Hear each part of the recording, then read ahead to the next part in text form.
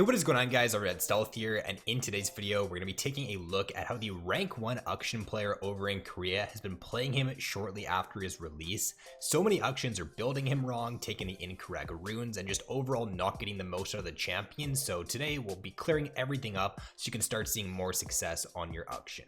So we'll start things off here by comparing the two most popular builds that Akshan players are running right now. The first being a crit setup of Gale Force into the Collector and Infinity Edge, and the second being the build that this rank 1 Akshan player has been running, and a lot of other Korean Akshans have been running recently, which is Wit's End into Kraken Slayer and then Rage Blade. So we'll use two different combos to test the damage, the first being an E, Q, and an auto attack, the second being auto attack, Q, auto attack. Alright, let's compare the one item spike Wit's End versus Gale Force, and we'll start with Wit's End here. The first combo is going to be dealing 1,101 damage. The second combo will be dealing 681. And then as for Gale Force, the first combo 1,088 damage, and then with the active 1,335. Second combo 622 damage with Gale Force. So it was definitely a little bit surprising to see Wit's End win out damage wise, but considering how broken the item is right now, it's not too much of a stretch. 13 extra damage with the first combo, 59 extra damage with the second combo. It's also cheaper than Gale Force, and you're getting those defensive stats from the magic resist. The all-in burst potential from Gale Force is still going to be a little bit stronger. Every 90 seconds, whenever you do have that active available, you will be able to deal more damage, but the consistency will be better coming out of the Wit's End. So comparing the build paths at their two item spikes now, Wit's End and Kraken Slayer, the first combo will be dealing 1,836 damage, the second combo 1,204, and then as for Gale Force and the Collector, first combo 1,623 damage, and then second combo 1,056 damage. So breaking down the two item spike now, once again, Wit's End build here, the Wit's End Kraken setup is going to win out by quite a large margin. 213 extra damage with the first combo, 148 extra damage with the second combo. Once again though, you still will get a little bit more damage there whenever you do have the Gale Force active available. So these on-hit items in Wit's End and Kraken, they just synergize so well with Akshan's kit, because whenever you auto attack, you have the ability to auto twice. You can either auto once and get the movement speed, or you can auto twice. So the on-hit effects coming out from Wit's End and Kraken synergize very well with that part of his kit. Your E also does proc on-hit effects too, so you're getting the benefit there out of the Kraken Slayer true damage and the Wit's End magic damage. You've also just got so much mixed damage with this setup as well. The magic from Wit's End, the true damage from Kraken Slayer, and it just makes it a lot more difficult for the enemy to itemize against you.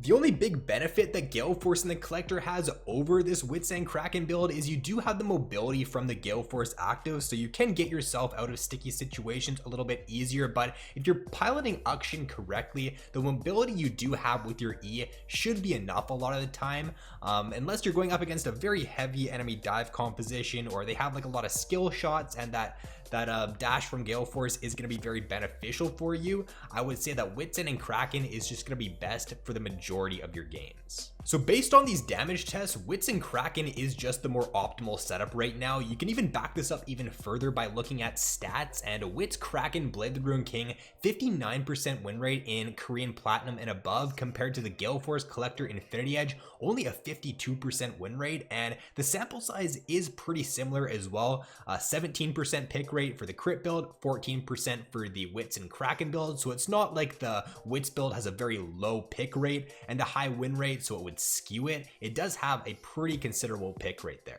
Now, as for the rune page, press the attack is going to be the #1 keystone. That's what most Akshan players are running right now. It is what the rank 1 Akshan is running, followed by Presence of Mind, Bloodline, and Coup de Grace. Secondaries are where a lot of players are making the mistake of going Domination instead of Resolve. Rank 1 is going Resolve with Bone Plating along with Shield Bash. Shield Bash just has such great synergy with Akshan's kit due to his passive shield there, and then the Bone Plating just gives you some extra durability for the early game, especially when you're going up against those like melee assassin mid lane champions. The Bone Plating is just going to really reduce their ability to all in you and burst you out early on. Now moving on to the ability max, this is probably the biggest mistake that your average Akshan player is making right now, and that is they're maxing Q out first instead of E. The rank 1 Akshan pretty much maxes E first every single game, and the reason for it is because cooldown getting reduced from 18 seconds down to 12 is super big. If you can have that on, a very short cooldown, it just gives you way more playmaking potential. It allows you to play so much more aggressively more often. The damage you get as well, the damage amp when you level that up, goes from 30 base up to 130 damage per shot. So it just adds to your all in, and it just makes it so that you can burst extremely hard once you do get that maxed out. So to show you the power behind this Emax first, the rank 1 Akshan here has set under tower around 40% HP. He's just going to E in right under tower, and he's just going to burst him out. Just using E with ignite there is going to kill set from 40% HP. So the dive potential you have here with this Emax first, the ability for you to play super aggressive, is really great. Another clip here, we can see the catch range with E is just absolutely insane. You can just dive the enemy from so far away under tower, pick up a kill, and then because you do get the reset from your E, you can just very easily use that again to escape. So you can make some really crazy long range plays with Akshan. Now, just something to keep in the back of your mind that won't come into effect in most games is that your E can be used to deal damage to wards. So you can see here in the background clip as Akshan is flying by the control ward, he does deal damage to it there with his E. So this isn't going to come into effect in most of your games, but just like I said, something to keep in mind.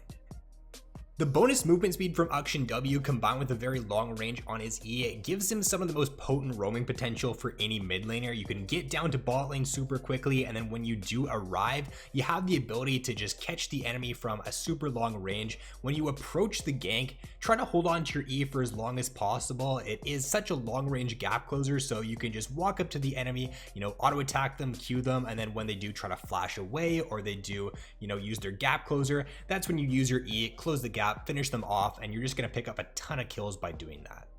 Early on in the laning phase, just place a ward over the river wall and then hug that side of the lane, and there's really no way that you can get ganked by the enemy jungler. If your E is available, you can just lock onto the wall, swing away, and it just makes it so difficult for you to be ganked early on in lane.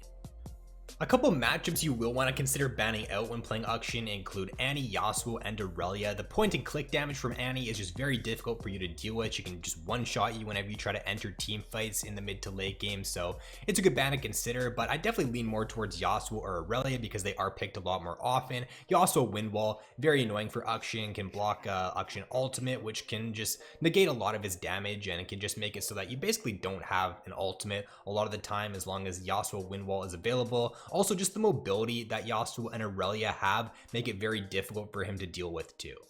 Alright, so that is going to be all for the video, guys. You should now have a much better understanding of how you should be looking to play Akshan most optimally. So with that being said, if you guys enjoyed the video, be sure to drop a like, subscribe if you have yet to already. So thanks for watching, have an awesome day, and I will see you in my next video.